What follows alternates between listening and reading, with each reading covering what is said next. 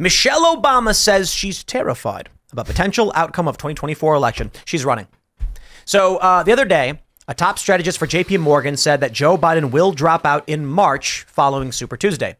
I believe this makes the most sense as of right now. It doesn't mean it's absolute, but it makes sense. Why? Many people said Joe Biden can't drop out. It's too late to hold a primary. Okay, but that's actually the best thing Democrats could do. Keep Joe Biden in the race until it is too late to hold a primary. Due to a medical issue, he is forced to bow out. And then because they can't have a primary, they get to appoint someone, the DNC does, bypassing the potential for Marianne Williamson, RFK Jr., or Cenk Uygur, stopping them from winning the nomination.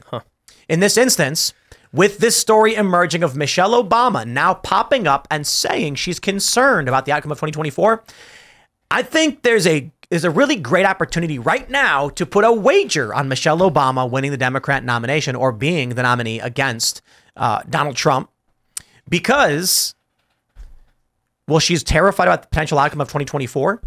Where does that story go? And why is she being asked? Exactly. Because in 1 month, she says, my fear of what's to come in 2024 is so great, I feel like I must do something about it. A month after that, Joe Biden stumbles and falls.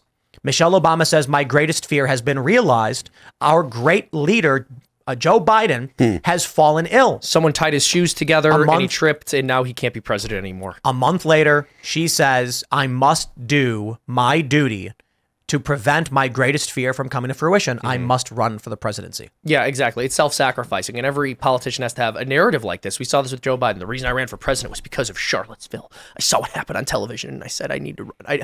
I saw Charlottesville happening and said, I need to be the one running this country. It's like, all right, Joe. But that's the story that he went with, and they all try to have their own little origin story. And so this is clearly hers. She said, I'm just so nervous about what's happening. Donald Trump, he's a criminal. They're going to let this man be president? If she runs, I think she wins.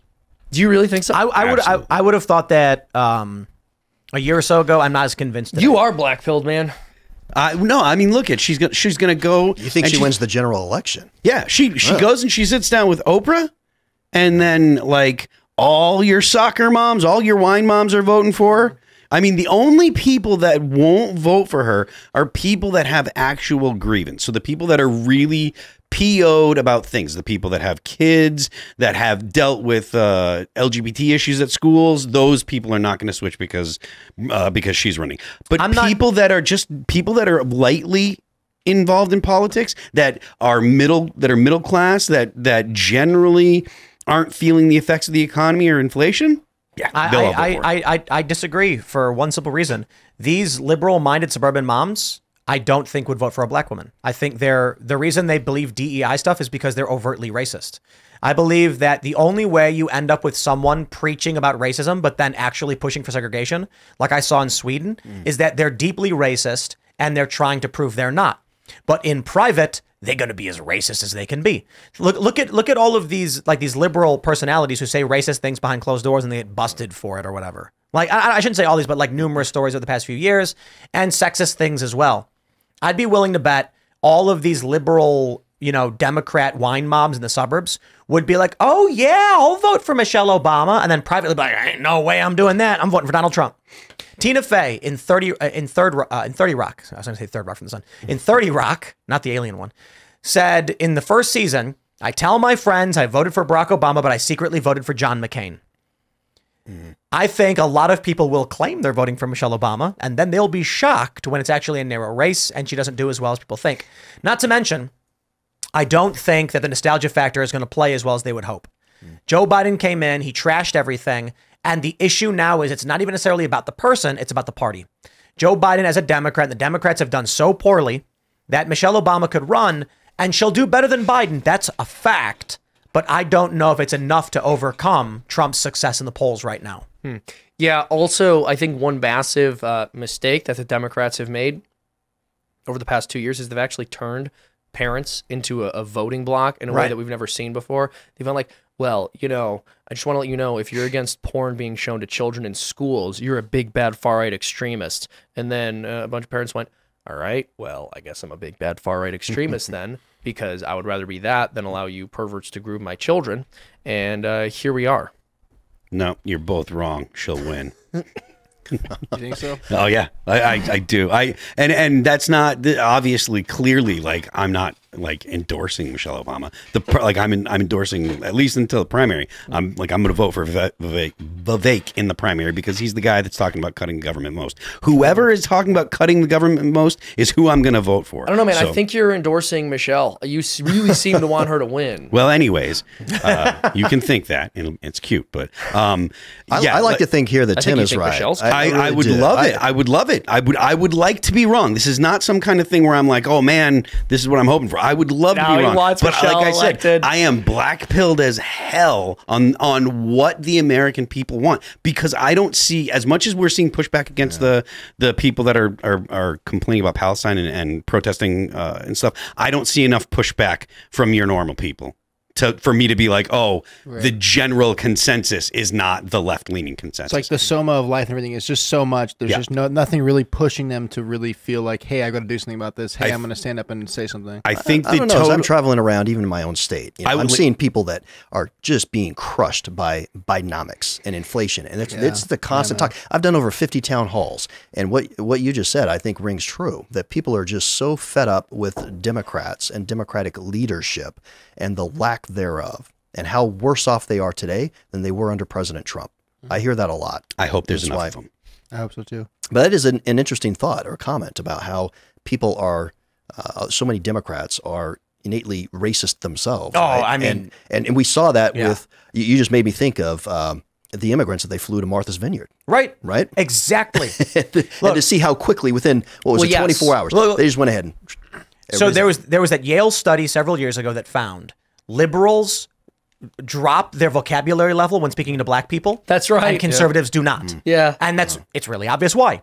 Democrats, well, they've always been racist. I mean, it's quite literally their party platform since the early days. But they're like, hey, we switched the kind of racism that we have. Yeah, they're still racist. Yeah. And so if you have your average liberal who encounters a black person and then tries to sound stupid on purpose. It's crazy. They're basically saying they think black people are stupid. Whereas conservatives just talk to them like normal people because they just think they're normal people. It's really insulting. You think a person who does that is going to look at Michelle Obama and think that's the person they want to lead the country? Right. They may publicly act like they oppose racism, but from their own actions, they show that they actually look down on minorities. And when it comes to the private decision-making process, they're going to brag to the high heavens, I just voted for Michelle. I actually voted for Trump, but I'm not telling my friends that because I'll get made fun of. They're going to vote for Trump. Yeah. Now, the challenge I think Trump has with a lot of these women, though, is that he's like nasty. A lot of these liberal Democrat women are like, he grosses me out. And so they're going to be put to the test of whether or not to be more racist or disgusted, and whether or not, like, which will play a bigger role. I got to be honest. I think many of these Democrats are so racist, they would say, well, I'm disgusted by Trump, but they'd vote for him because that's how racist I think they are. That they wouldn't want to vote for Michelle. And I'm not saying every single one. What we see in the data from this study is that a decent amount of liberals will lower their vocabulary level when talking to black people because they assume black people are stupid. I mean, look at the voter ID thing. Yeah. Ami Horowitz with one of the greatest political videos ever made. Have you seen this one? Yeah. He goes around asking black people. He goes to Berkeley and he says, do you think voter ID is racist? Like, yeah, of course, because black people don't know how to get the internet and can't get IDs. And then he just goes to black neighborhoods in New York and he's like, do you have an ID? And they're like, yeah. And he's like, do you have the internet? And I love this like 20-year-old guy's like, what do you mean? Even a 13-year-old kid's got the internet. Yeah. My favorite, though, was when he asks the guy, one of the Berkeley kids says it's hard for them to get to the DMV. They don't know where it is. And then he asks his older black guy, he's like, can I ask you a question? Do you know where the DMV is? And he goes, yeah, it's over there on 26. He's going to go down here and make a left. Like the guy was asking for directions. It was such a stupid question to ask a guy. He assumed the guy needed help finding it. Yeah, dude, it's hilarious. Those people are going to vote for Michelle. Yeah, right. I mean, a lot of these, I mean, they might because it'll make them feel better about themselves and absolve themselves of their like racism. The Berkeley kids what maybe. What's hilarious to me is that, you know, so for example, like as a voice actor, someone who does voices for cartoons, they'll say about me and other voice actors, like, you could never do a black voice. But then every time they talk to a black person, they try to do this weird impression of how black people speak. And this is exactly what that study's talking about. They'll do that. They'll like start using black slang, and they'll as the studies literally show, they will use a dumbed down vocabulary. It's like, this is insanely insulting. And then you get bent out of shape over like a comedian doing an impression of a black person as a joke when you're actually trying to do it in real life because you think that's how you should communicate with another group of people. So there are times when I'm on tour where I have to go on vocal rest and I'm not allowed to talk, right? So like people walk in the room and I can't say anything. Everyone must hate that. It's super annoying. It's the most annoying thing in the world. But people constantly come up and they don't know how to talk because I can't talk to them. And so what they start doing is they start whispering or they try to sign. It's like, I'm the one that can't talk, dummy.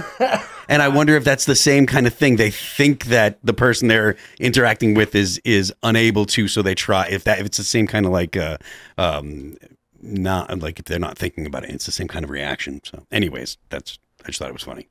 But. Yeah. No, absolutely. That's hilarious. Thanks for watching this clip from the Timcast IRL podcast. Hang out with us live Monday through Friday at 8 p.m. and become a member over at timcast.com for uncensored, members-only shows exclusive. Thanks for hanging out, and we'll see you all next time.